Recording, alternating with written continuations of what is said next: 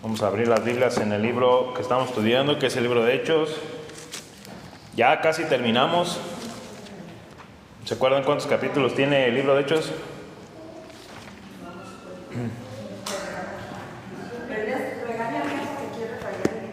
Vale, eso no son para rayarse.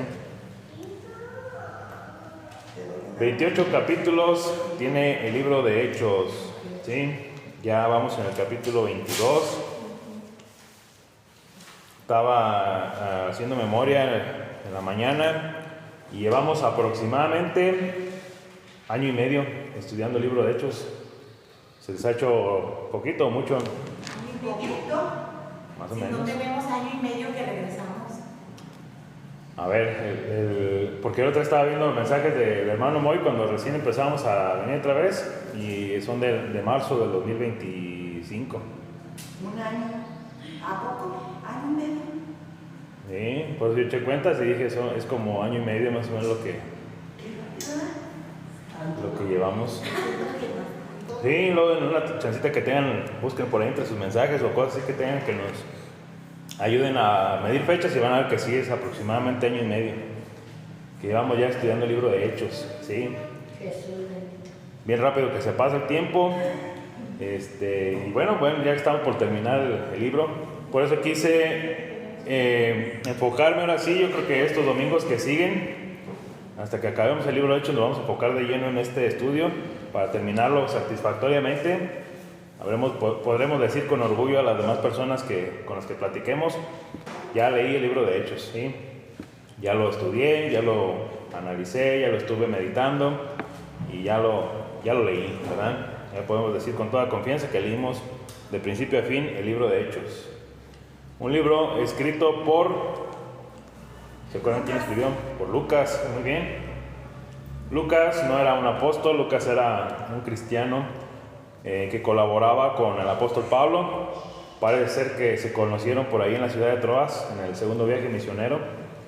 Probablemente después de haber recibido alguno de las apedreadas que tuvo el apóstol Pablo, pues ocupó ayuda médica, ¿verdad? Y por ahí encontró tal vez a Lucas y de ahí empezó a seguirle Lucas y empezó a acompañarlo en todos sus viajes. Incluso ahorita que vamos a ver que va a ser arrestado, que ya fue arrestado Pablo, Lucas por ahí va a seguir con él, acompañándolo en la cárcel y va a estar al pendiente de él. Bueno, nos quedamos en el capítulo 22. Ya vimos que Pablo llegó finalmente a Jerusalén. Ya entregó el donativo que traía para la iglesia en Jerusalén, para que los hermanos ahí estuvieran pues bien, ¿verdad? Que no tuvieran necesidad. Pero se encontró con un problema. ¿Se acuerdan cuál era ese problema cuando llegó a Jerusalén?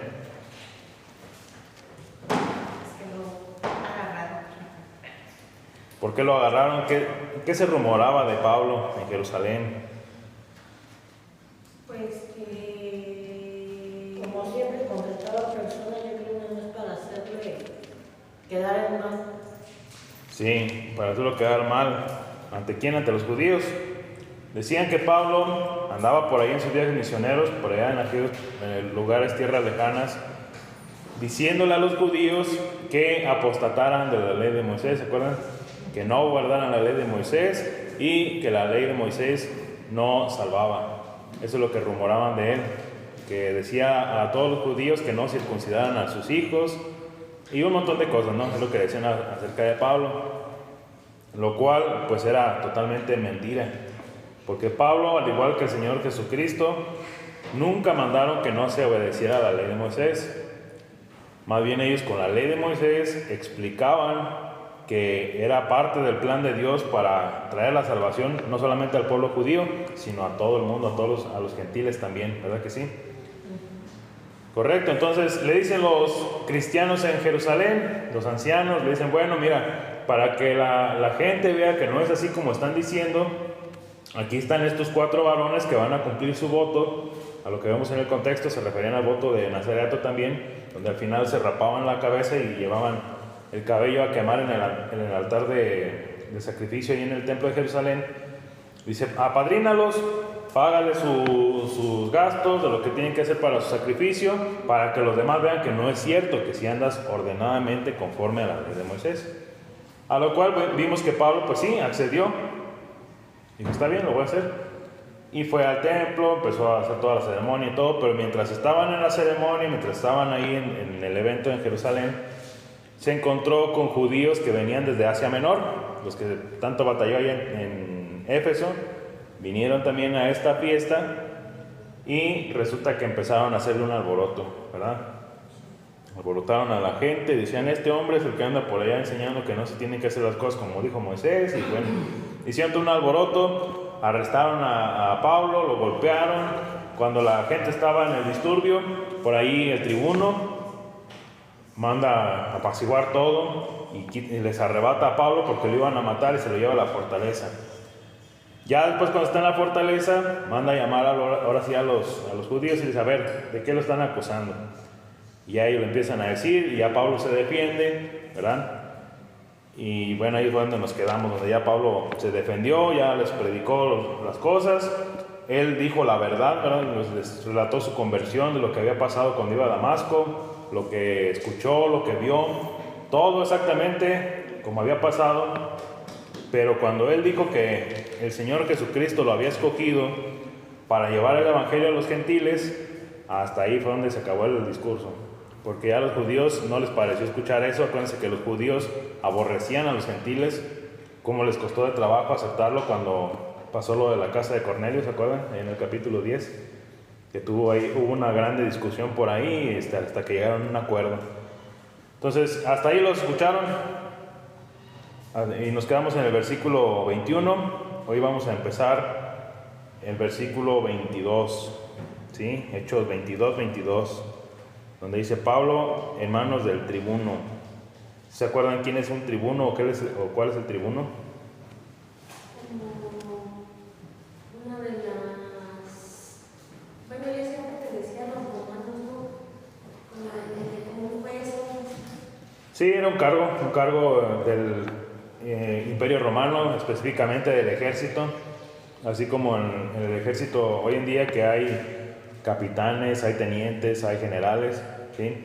En el Imperio Romano pues había tribunos que eran jefes de 1000 soldados, a diferencia de los centuriones que eran jefes de 100 soldados. Un tribuno era un jefe de 1000 soldados, ¿verdad? Entonces tenía 10 centuriones a su cargo y en total 1000 hombres. Muy bien, antes de comenzar con la lectura, quiero que pongamos una primera cita como base a lo que vamos a estudiar el día de hoy.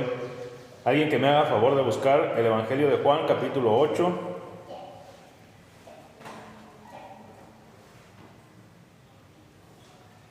Juan capítulo 8, versículo 44. Que me lo lea así a voz fuerte y clara. Vosotros sois de vuestro padre Díaz, y los deseos de vuestro padre queréis hacer. Él ha sido homicida desde el principio y no ha permanecido en la verdad, porque no hay verdad en él. Cuando habla mentira, de suyo habla, porque es mentiroso y padre de mentira.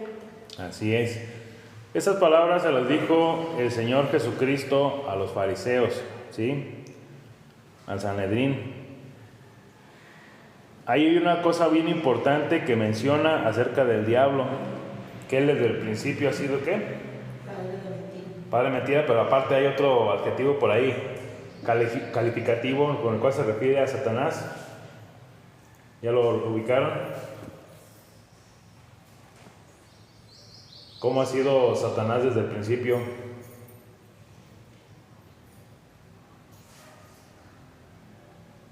Homicida, muy bien. Sí, por ahí menciona que el diablo es homicida, ¿verdad? Desde el principio. ¿Por qué menciono esto? Porque a través de la historia bíblica, ya hablando desde los tiempos de la creación, cuando Adán y Eva tuvieron 2 hijos, ¿se acuerdan cómo se llamaban esos 2 hijos? Caín y Abel, muy bien. El primer asesinato en la humanidad fue dirigido por Caín, ¿sí? ¿Por qué mató Caín a su hermano Abel? Por envidia. Sí, por celos, por envidia, porque se sintió herido en su orgullo, ¿verdad? Al momento que hicieron las ofrendas y que le gustó más la ofrenda de Abel a Dios. Entonces, desde el inicio, cuando entramos a ver las personas que cayeron en manos del maligno, de Satanás, van a ver ustedes que la mayoría de ellos siempre incurrían en homicidios. ¿Qué quiero decir con esto? Que al diablo le gusta matar, ¿sí? Caín mató a su hermano Abel. Por allá en los tiempos del faraón, el faraón le encantó matar a todos los niños para evitar que viniera aquel que iba a salvar al pueblo de Israel de sus manos. En los tiempos de Herodes, cuando iban a nacer Jesús, también él hizo otro matadero de niños porque tenía temor de que naciera el Mesías. O sea, a través de la historia de la Biblia vamos a ver que Satanás le encanta matar a la gente de Dios, ¿sí? Y ahora que está Pablo metido en este problema, ¿qué creen? Pues que el diablo lo quiere matar, ¿sí? Ya vimos que primero ya lo estaban golpeando en el templo. Obviamente Satanás es el que estaba orquestando todo eso. Lo estaban golpeando. ¿Cuál era la finalidad? Matarlo. Dijo Satanás, mato a Pablo y ahí se acabó el asunto, ¿verdad? Lo libró el tribuno de sus manos. Ahora otra vez va a empezar a tramar cómo matar a Pablo, ¿sí? Por eso ahí en el pensamiento que les compartí en el grupo, ¿verdad? Acerca de Pablo, así me gustó ponerle Pablo el sobreviviente, porque de aquí en adelante, de aquí a que se acabe el libro de Hechos, va a ser puro sobrevivir, ¿sí? Acechanzas de Satanás de quererlo matar para frenar la predicación del evangelio, y vamos a ver cómo Pablo se las va ingeniando para ir sobreviviendo, para irse librando de las estrategias de Satanás para matarlo. Muchas veces obviamente vamos a ver que Dios mismo interviene para salvarlo, porque lo que quiere ahorita Satanás es verlo muerto ya no quiere que Pablo siga viviendo. Bien, vamos a comenzar con la lectura, versículo 22, hermana Gloria, por favor. Sí, dice la palabra de Dios. Y lo oyeron hasta esta palabra, entonces alzaron la voz diciendo: quita de la tierra a tal hombre, porque no conviene que viva. Sí, ¿quién estaba diciendo eso? Los judíos del Sanedrín, ¿verdad? Todos los escribas, los fariseos, todos ellos que estaban acusándole. Ahora que vienen a ver al tribuno ahí a la fortaleza, pues están pidiendo que lo mate, ¿verdad? Se quita de la tierra a tal hombre porque no conviene que viva. Versículo 23, hermana María. Como ellos gritaban y arrojaban sus ropas y lanzaban polvo al aire, mandó el tribuno que le metiesen en la fortaleza y ordenó que fuese examinado con azotes para saber por qué causa clamaban así contra él. Ok. Empezó el alboroto peor todavía. Sí, callaron a Pablo, le gritaron al tribuno: quita de la tierra ese hombre porque no conviene que viva, y empezó el escándalo, ¿verdad? Dice que gritaban, arrojaban sus ropas y lanzaban polvo al aire. O sea, sí, es todo un alboroto otra vez ahí. ¿Qué fue lo que hizo el tribuno? Se mandó el tribuno que le metiesen en la fortaleza y ordenó que fuese examinado con azotes para saber por qué causa clamaban así contra él. ¿Sí saben lo que está pasando ahí? Mandó a azotar, ¿no? Mandó a azotar a Pablo, ¿para qué? Para interrogarlo. Tipo oficial mexicano o estadounidense, ¿verdad? Que primero golpean y ya entre los golpes ahí dicen: a ver, ¿qué pasó?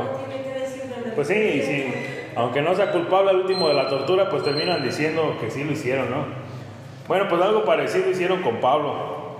Lo mete a la fortaleza y ahora lo ordenó azotar para sacarle la verdad, como quien dice, ¿no? Y les dijo a sus oficiales: azótenlo y sáquenle la verdad, que diga por qué la gente lo quiere matar, ¿verdad? Si no habla por las buenas, va a hablar por las malas. Pero Pablo incurre aquí con astucia, con inteligencia. Fíjense lo que hizo en el versículo 25. ¿Quién sigue en la lectura? Pero cuando le ataron con correas, Pablo dijo al centurión que estaba presente: ¿os es lícito azotar a un ciudadano romano sin haber sido condenado? Ahí está, ¿verdad? Pablo no se dejó azotar. Esto es algo bien importante entenderlo y razonarlo y meditarlo, porque sí se nos enseña mucho que la vida cristiana debe ser sufrida, que muchas veces dijo el Señor Jesucristo que sí, por motivo de su nombre, pues había que sufrir, que había que pasar por tribulaciones. Y a veces se nos inculca en la iglesia también eso, que para poder ser dignos de ser cristianos tenemos que sufrir. A lo mejor otro en el lugar de Pablo hubiera hecho, pues sí, recibo los azotes, que me maten aquí de una vez y pues todo sea en el nombre de Jesucristo, ¿verdad? Pudo haberse martirizado en ese momento y morir por causa de Cristo, ¿verdad? Pero no, Pablo no decide recibir ese castigo, sino que él pensaba, ¿sí, Vancita? Es que yo digo que por una parte, aquí es donde entra mucho lo que repite la Biblia de escudriña las Escrituras y escudriña las Escrituras. ¿Por qué? Porque si lo ponemos en perspectiva, escudriñar es que saber. Y Pablo, por lo que sabía, se pudo defender. Sí. Entonces, el que sabe de las Escrituras, en este caso, tú que estás dándonos la clase ahorita, pues eso nos quieres dar a entender. O sea, que sí se debe sufrir, pero lo que no podemos evitar. Porque si lo puedes evitar, no te sirve de nada. Sí, es buena enseñanza esa de tener el conocimiento, ¿verdad? De aprender y estar fuertes en la palabra para podernos defender, sí. También lo que quiero también darles a entender con esto es que no por el hecho de ser cristianos debemos estar sumisos a todo. Es como les digo, Pablo pudo haberse entregado ahí que lo azotaran. Decir, bueno, pues hoy voy a ser bienaventurado porque estoy recibiendo los azotes por razón o por motivo de Cristo, ¿verdad? Pero no, Pablo tenía el enfoque en su mente de que él tenía que hacer un ministerio muy importante, llevar el evangelio a las más personas posibles, a las más tierras más lejanas posibles, y no estaba dispuesto a darse por vencido, ¿sí? Por eso digo, bueno, ya estoy atado, si no hago algo en este momento, aquí me van a matar, ¿verdad? Entonces por eso Pablo inmediatamente acude a su inteligencia, a su preparación, salud. Y fíjense bien lo que dice: ¿os es lícito azotar a un ciudadano romano sin haber sido condenado? Y fíjense cuál fue la reacción del centurión. Alguien que siga con el 26, por favor. Cuando el centurión oyó esto, fue y dio aviso al tribuno diciendo: ¿qué vas a hacer? Porque este hombre es ciudadano romano. Ajá, 27. Vino el tribuno y le dijo: dime, ¿eres tú ciudadano romano? Él dijo: sí. Respondió el tribuno: yo con una gran suma adquirí esta ciudadanía. Entonces Pablo dijo: pero yo lo soy de nacimiento. Muy bien. Fíjense bien, aquí está pasando lo siguiente, ¿no? Cuando lo van a azotar, Pablo se defiende diciendo: es lícito azotar a un ciudadano romano sin antes haberlo juzgado. Esto que estaban a punto de hacer estos hombres era muy grave, porque ante la ley de Roma, una ley que se llamaba ley Valeria o ley Porcia, estaba escrito que un ciudadano romano, tan solo por ser ciudadano romano, estaba prohibido que lo azotaran, ¿sí? El castigo de azotes era solamente exclusivo para esclavos y para personas no ciudadanas romanas. A un ciudadano romano no se le podía azotar, era delito, ¿sí? Mucho menos sin tener una sentencia, ¿verdad? En este caso. Otro de los beneficios que tenía ser ciudadano romano es que no podía ser condenado a muerte sin antes apelar al César, al emperador. Y número 3, tenía derecho a un juicio justo, ¿sí? O sea, tenían que juzgarlo. Si la condena era muerte, él podía decir: no, pues yo apelo a ver al César, y hasta que iba con el César era el que dictaminaba si se moría o no se moría. O sea, tener la ciudadanía romana era un privilegio muy grande en ese entonces. Por eso le dice el tribuno, le dice en el 28: yo con una gran suma adquirí esta ciudadanía. Y Pablo le dice entonces: pero yo lo soy de nacimiento. Quiere decir que era más importante la ciudadanía de Pablo que la del tribuno mismo. O sea, el tribuno la compró, pero Pablo era un ciudadano romano de nacimiento. Acuérdense que Pablo nació en Tarso de Cilicia.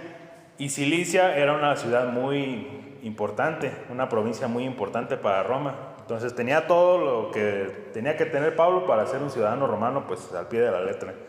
Entonces cuando el tribuno y el centurión escuchan esto, se espantan. Dice que inmediatamente lo dejaron, ¿verdad? Y hasta se retiraron de él. Porque si Pablo los acusaba ante la ley romana, podían destituir al tribuno de su cargo. Y si se comprobaba que había hecho uso ¿cómo se dice? Abuso de autoridad o exceso de fuerza, lo podían ejecutar. ¿Sí? Entonces era algo grave lo que estaban haciendo con Pablo en ese momento, y por eso es que ellos se espantan y lo dejan mejor ahí. Dicen, no, es que, pues disculpa, no sabíamos que eras de ciudadano romano. Sí, llevaban la de perder. Ellos como oficiales romanos, aún siendo el tribuno, aún siendo los centuriones, ellos estaban en un grande problema si le hacían algo a Pablo en ese momento. Tan solo por el hecho que ya lo habían atado con correas de las manos, ya estaban en un problemón, ¿sí? Entonces por eso lo sueltan y mejor lo dejan ahí en paz. El versículo 29. Así que luego se apartaron de él los que le iban a dar tormento, y aún el tribuno, al saber que era ciudadano romano, también tuvo temor por haberle atado. Sí, hasta ahí nada más vamos a hacer una pausa para hacerles una pregunta. ¿Por qué a Jesús sí lo azotaron? Porque él era Jesús.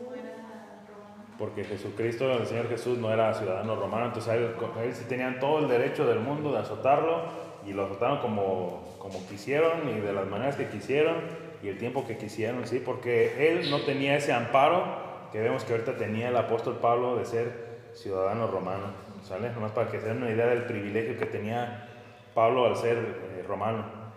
Ahora sí, versículo 30. Al día siguiente, queriendo saber de cierto la causa por la cual le acusaban los judíos, le soltó de las cadenas y mandó a venir a los principales sacerdotes y a todo el concilio, y sacando a Pablo le presentó ante ellos. Bien, vemos cómo cambió ahora ya la situación, ¿verdad? Y ahora ya lo soltó, está libre, vamos a decirlo así entre comillas, ya no está encadenado, pero pues el tribuno quiere saber, ¿verdad? Quiere conocer cuál es la causa por el cual lo están acusando. Entonces los manda a traer para escucharlos a los del concilio. Acuérdense que el concilio pues es nada más y nada menos pues que el Sanedrín. ¿Cómo estaba compuesto el Sanedrín? ¿Se acuerdan? En primero pues eran 70 hombres, es lo que sabemos. Eran 70 hombres más el sumo sacerdote, eran 71 en total. Sumo sacerdote acompañado de 70 hombres. De esos 70 hombres estaba conformado de fariseos, saduceos y los escribas, ¿sí? Y algunos ancianos por ahí del pueblo de Israel, que los más importantes pues del pueblo de Israel. Entonces los manda a traer el tribuno para escucharlos, para ver por qué lo estaban acusando. Y vamos a ver en el capítulo 23, que es lo que sigue. ¿Quién sigue en la lectura en el 23:1? Entonces Pablo, mirando fijamente al concilio, dijo: varones hermanos, yo con toda buena conciencia he vivido delante de Dios hasta el día de hoy. Fíjense bien, esta frase es muy bonita, muy profunda. Cuando nuevamente el tribuno encara a Pablo con el concilio, fíjense con qué palabras empieza Pablo. Dice: varones hermanos, yo con toda buena conciencia he vivido delante de Dios hasta el día de hoy. Esa frase es algo que debe existir en la vida de todos. Es una frase que da una satisfacción, que da una paz en nuestros corazones el poder decir estas palabras. Yo con toda buena conciencia he vivido delante de Dios hasta el día de hoy. ¿Por qué será bueno tener buena conciencia? Pues porque así se vive más feliz. Sí, anda uno sin preocupaciones, anda uno sin... Sí, con la cabeza en alto. Exactamente, entonces así se sentía Pablo en ese momento. Se sentía libre de reproches, se sentía libre de acusaciones, se sentía libre de rencores, de todo tipo de cosas. ¿Por qué? Porque él claramente les dice: yo he vivido con buena conciencia delante de Dios hasta el día de hoy. Qué bonito, ¿verdad? Versículo 2. El sumo sacerdote Ananías ordenó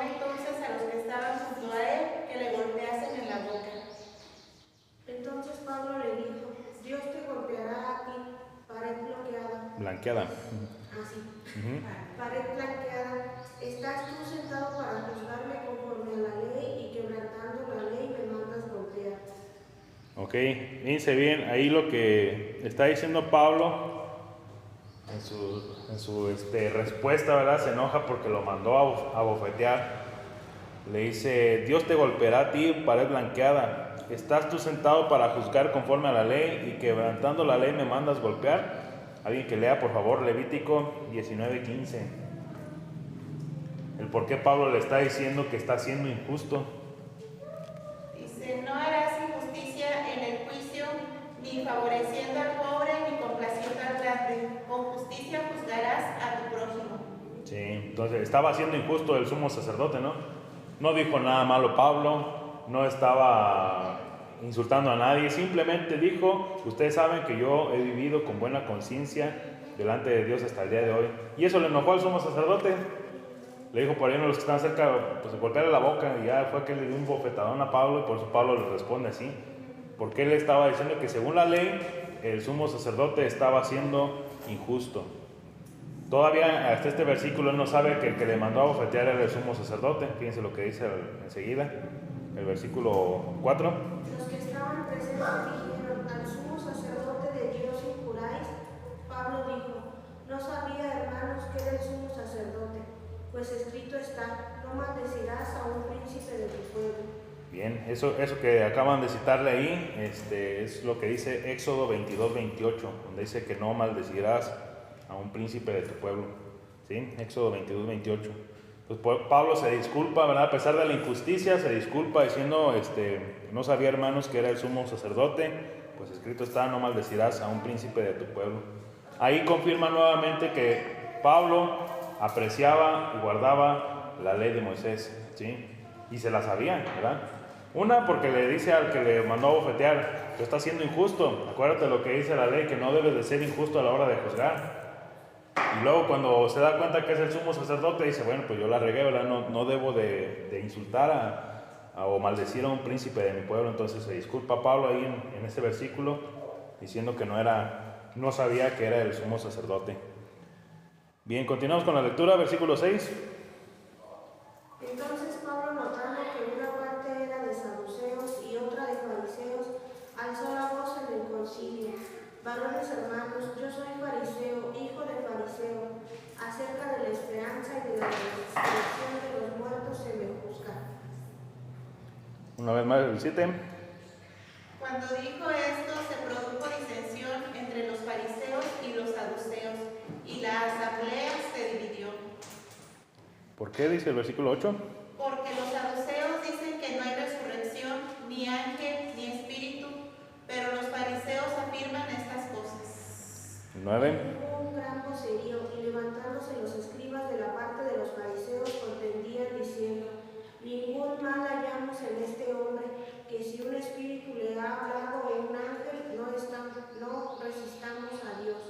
Así es. Yo creo que Pablo ya había leído algunos libros que dicen que las artes de la guerra o algo así por el estilo, ¿no? ¿Han escuchado la frase de divide y vencerás? Pues Pablo la acaba de aplicar en estos momentos, ¿verdad?